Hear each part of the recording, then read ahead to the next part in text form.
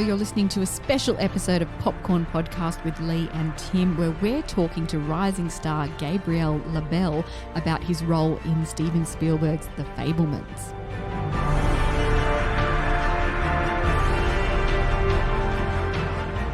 I'm Timmy Fland, movie buff. And I'm Lee Livingstone, entertainment journalist. And we love to talk all things movies. I'm very excited to bring you this special episode today. So The Fabelmans is a cinematic memory of the forces and family that shaped legendary filmmaker Steven Spielberg's life and career.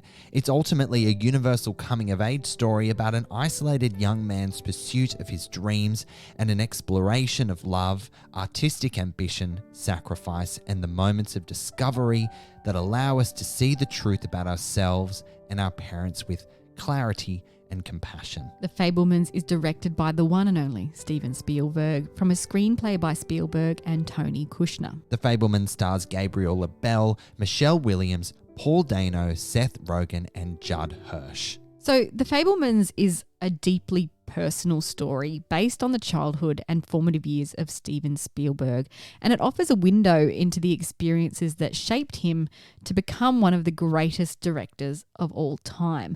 And as our special guest is about to share, all of these pivotal moments really happened. He's putting so much of himself into this film. Yes, definitely. Now, Spielberg has made some of the most iconic films in cinema history. Now, we could list these off for minutes, but let's just pull out a few, including E.T., Jurassic Park, Schindler's List, Saving Private Ryan, Minority Report, Jaws, Indiana Jones, Empire of the Sun, and more recently, West Side Story. And Spielberg has produced countless others, championing imaginative and important stories throughout his celebrated career. He is the ultimate. He really is the pinnacle. He is the MVP. He is. So Popcorn Podcast was thrilled to sit down with the young actor who was tasked with this massive job of playing a young Spielberg in the film, Gabriel LaBelle. No pressure, right? None at all. It must have just felt very confident going into this project. So LaBelle is a young actor going places, right? The 20-year-old son of character actor Rob LaBelle has previously appeared in the 2018 reboot of Predator and Showtime's series adaptation of American Gigolo. But it's this role as the world's most famous filmmaker that is Hollywood sitting up and taking notice, with good reason. Very good reason. Well, LaBelle shared some really lovely anecdotes of his time on set working with Spielberg and what an emotional experience it was for all involved, and how this role has really opened doors in his career already and changed his life. All right, Lee, let's take a listen.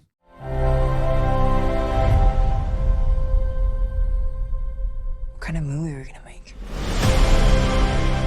Thanks so much for your time today, Gabriel. I'm really excited to talk about The Fabelmans. It's such a wonderful, wonderful film. Congratulations. Oh, thank you so much. I'm so excited to be here. There's no two ways about it. You took on playing one of the most iconic filmmakers of all time, but I heard that your first audition was a bit blind. Can you tell us a little bit about that? I'm in Vancouver, Canada, where I grew up, and this audition comes in for an untitled Amblin film. And everything is to be decided. You have no idea who's attached. There's not much information on the character. And these scenes are very just like conversational. And it's not until after where I'm like, hey, have we heard any feedback of that audition? And they go, I think it's like a Steven Spielberg movie. And I go, really? They're like, yeah, I think it's about his life. I'm like, oh my God. Yeah, I think that character is him. And I'm thinking like, you're telling me this now? Oh my God. And so I keep calling to hear if I gotten any feedback, but they hear nothing and nothing and nothing. And you come across these articles like, oh, Michelle Williams, Paul Dano, Seth Rogen are attached to this movie. That's Tony Kushner is writing with him. Like, oh my God. And so you assume you don't get it and you stop thinking about it. 3 months later, they want a callback and they want me to Zoom with Cindy Tolan, the casting director, in 2 days. And here's this super long, emotionally charged scene, and you have to film yourself separately. I do the scene and I think it goes well. And then the next day they're like, Steven would like to meet with you now. And what went through your head when you heard that? He knows who I am. Like he watched me and liked me. What a validation, to want to dedicate your life to something and a master sees you and says something good, there's nothing like it, truly. And I realized him and I were just having this awesome conversation for 35 minutes about life, about this movie, about his parents, about my life, and just getting to know each other a bit. And I felt really good about what I had acted. I did what I can do. If he wants another actor, then that's just a different character. And I got this incredible experience, and I don't need anything else. But then the next day I get it. And the rest, they say, is history. It must have been a really unique experience, because generally if you're portraying a real person on screen, they won't also be writing and directing the film and be there with you every day on set. What was it like having your baseline right there in front of you every day? Well, we had Zoomed a lot before filming, and we had talked about what was real, like what happened to Sammy actually happened to Steven, and it's all of it. But I didn't want to try to mimic him, because nobody knows what he would have been like 60 years ago. I wanted to look like him. Like, I tried to walk like him and stand like him and smile like him, and they made me dress like him and changed my hair and makeup. And I understood what the story he wanted to tell and what the character was going through. So I looked like him and I felt like him, but I didn't try to behave like him or anything like that. So when I was on set, I had the freedom of being Sammy Fabelman. It's not like I'm watching him and go, oh, I'm going to use that. Yeah, I guess he'd be very different these days than what he was when he was a teenager. I heard you learnt to use the Super 8 cameras and the editing machine and stuff as well. Was that important? Did they use any of footage that you shot in the film?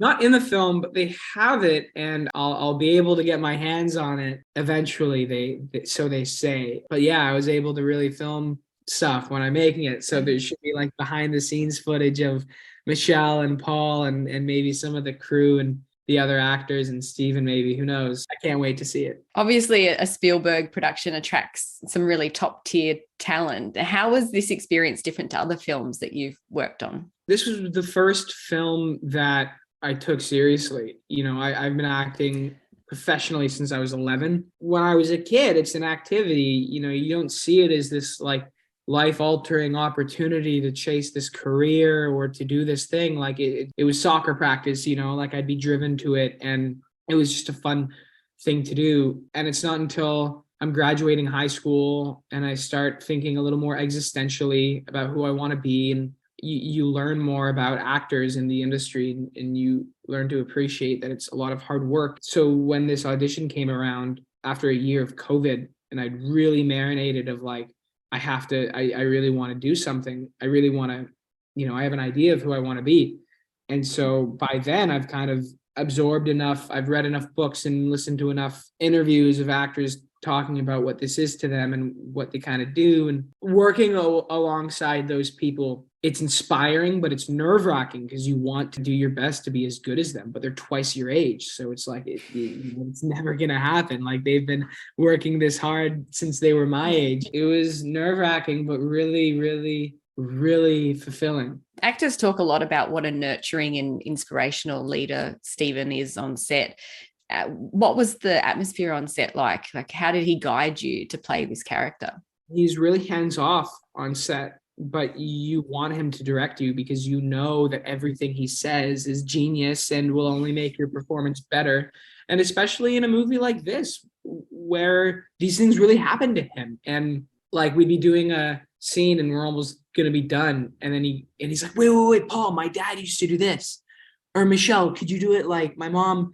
And so it was just really, it's really exciting. It must have been an emotional experience for him as well. How was he handling seeing his life basically play out in front of him? Well, he's mourning his parents. His mom died 5 years ago and his dad 2.5. And Paul and I shot a scene together that happened to be on the 1-year anniversary of his father's death. Like, he's remembering this ancient time of his life 60 years ago, of his family, of how he grew up, his parents.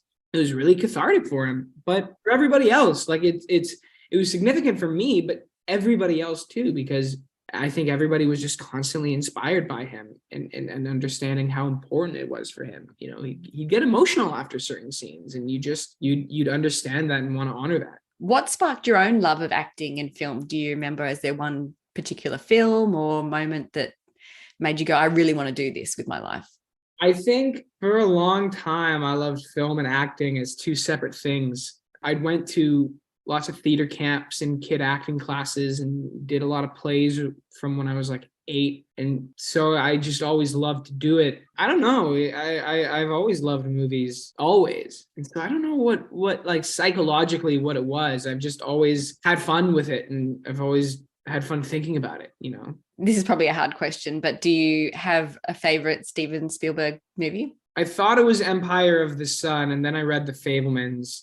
And even objectively, like with myself removed from that equation, reading the script for the first time, I'm like, this is different. This is original. This is brilliantly done. And then watching the movie, the effect it has on the audience, like it's really, I've seen it 4 times, all in theaters, and people are laughing, they're crying. Spielberg is doing what he does best of just guiding the audience to feel things. And this movie is a lot of fun. And I think it's really one of his best of all time. I have to agree with you there. And what's next for you before I wrap up? How do you think this role will shape your career going forward? This role has already shaped so much. I mean, it's introduced me to new agencies and to publicists, and it's introduced me to actors and directors and people I've never ever thought that I would ever be around. I mean, it's opened the door to so much. It's really incredible. It's just this really brilliant experience that I can take so much with me. I've learned a lot. It's one of the most significantly fulfilling parts of my life that I can really point to. It's really special. That's so wonderful. Thank you so much for your time today, Gabriel. I really appreciate it. Thank you very much for having me. You stop making movies, it'll break your mother's heart. I don't know what to do anymore. You do what your heart says you have to. What a beautiful chat. Yeah. Like, honestly, what a cutie. So LaBelle is What a clearly... cutie. What a little hottie. What a little hottie. LaBelle is clearly so humbled by the experience of working with Spielberg and the importance of telling his story. You definitely felt that in your conversation. It is quite moving that he believes The Fabelmans is Spielberg's best work as well. And we're going to talk about that in more detail in our upcoming review of the film. So watch out for that. As well as what an incredible performance Gabriel turns in, because he really is the star of this film. Definitely. I think it's safe to say that LaBelle has a long and successful career ahead of him after this film.